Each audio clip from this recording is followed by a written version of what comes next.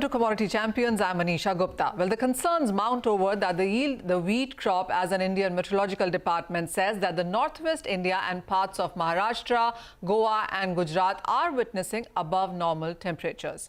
New Delhi has recorded the third hottest February since 1969, as the maximum temperature is 9 to 10 degrees Celsius, notches above normal.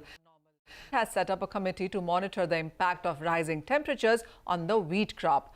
Meanwhile, the IMD also has issued an advisory to the farmers of Punjab, Haryana and Rajasthan, warning of an impact on their rabi crops. It has advised mild irrigation and other practices to maintain the soil moisture. Well, there's a lot to talk about when it comes to weather and also the kind of price rise that we have seen in the international markets, whether it has been about the palm prices, which are trading at a 7-month highs, or various agriculture commodities which have seen price rises in the recent few days. Joining me now to take this discussion forward is Siraj Hussain. He's former Agri-Secretary and he joins us right live on the show. Mr. Hussain, hi, thank you so much for joining us. Well, first of all, your sense on the kind of weather vagaries that we are dealing with. The IMD and the Agricultural Secretary also suggesting giving advisories, note of caution that we've seen happen in various other states as well. Actually, the weather in North India and even in Delhi has been quite warm in the last 3 weeks, if not more. And the second advance estimate of the government came while the temperature was at least 5-6 degrees centigrade higher than normal. So it seems that the government, scientists were telling the government that there is nothing to worry. I have been talking to the retired officers of ICAR who have been involved in agricultural extension, agricultural research. And so far, they have been telling me that the night temperatures are quite low, not very high, and therefore there is not much concern. I talked to them a couple of days back. So this was the situation a couple of days back. So, Mr. Hussain, as of now, I mean, as you said, the day temperatures were high, the night temperatures not so much. Are we looking at the wheat crop not getting impacted, at least until now?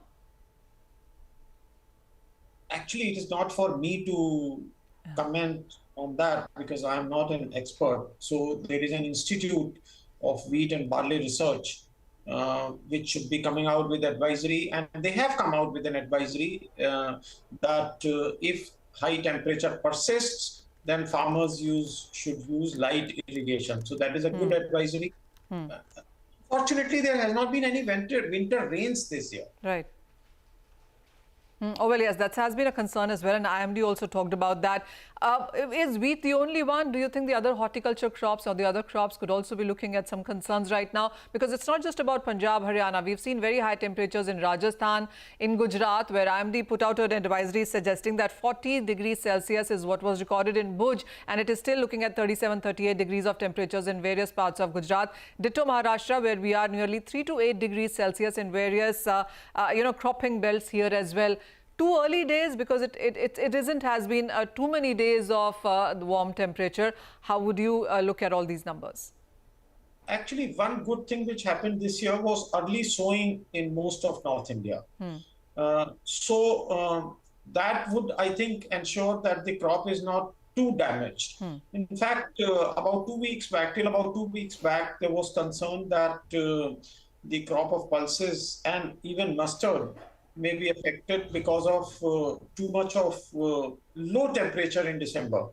But I think the situation has changed now, and if weather like this, hot weather like this persists, then I think other rabi crops will also lose some of their productivity. Mr. Hussain, we were talking to IMD as well, and while they refuse to give a forecast on El Niño right now, saying it's too early days and the first monsoon forecast would only come in by the month of April, but we have seen various other Indian and international private agencies already start talking about it. Would you be concerned at all, or do you think these are still early evolving days and we should perhaps wait a couple of months to start making a plan B on this? See, IMD is always very conservative because the government would not like to send wrong signals to the market. However, various other companies like McDonald, Pells, and other companies which track satellite data, which use Australian, Japanese satellite information, etc., they have been writing and they have been telling us that there is a possibility of El Nino this year. So the minimum we can do is to prepare an alternative plan for seeds and other extension activities, etc., for crops which are somewhat resistant to low rainfall, which are attuned to lower rainfall. Well, it has been a driest January in perhaps 5 months. The February has seen above normal temperatures. And as IMD says, Mr. Hussain, that we are looking at an early onset of summer because March officially brings in that. And you still have 3-4 months before you start seeing the first monsoons, perhaps June in Kerala, and then it takes all the time before it comes to North India. What would you watch out for next 3 or 4 months when it comes to weather in sense? Actually, that is a rather bad news because more than anything else, the poorer sections of society are affected, those who are doing manual labor, those who are in the unorganized sector, the construction sector, because in these months, the construction activities pick up immediately after very cold weather in December and January. So imagine their plight if they have to work in 35, 40 degrees Celsius temperature. Many areas may face problem of drinking water. And, after Rabi, in many areas, the farmers take Zaid crop. So Zaid may also be affected, which may affect the availability of fodder. So there are any number of implications, but the country is well prepared. There is an ICAR institute in Hyderabad called CREDA, which prepares contingency plans. Plans are available for a large number of districts. See, the problem is that the trade moves much ahead of the government. So that is why this discrepancy comes. I'll wind up this conversation with one final question. So moving on, when you look at the next few months with various concerns, weather being just one of them, what agriculture crops or commodities would you keep an eye on? See, the largest Rabi crop is wheat, and we are rather low on stock. The government, as I have written earlier, will do everything to procure at least 24 to 25 million tons.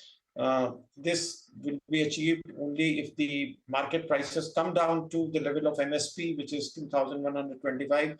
The government has already taken a number of steps. I can expect more steps. The other crop, which could be a matter of concern, is tur, because the production of tur is down, the prices are going up, and there is a possibility that the prices will cross 100, 120 rupees or so. So that is another area of concern. All right. So wheat and tur clearly on our radar. Wheat, the government has been doing a lot. Tur also, we've seen some warnings coming in from the sector, and let's see really what really transpires as we go ahead from here. But thank you so much, Mr. Hussain, for joining us. And with that, it's time for a short break. But don't go anywhere. We take you to the Pulses Conclave 2023 to do a check of the agriculture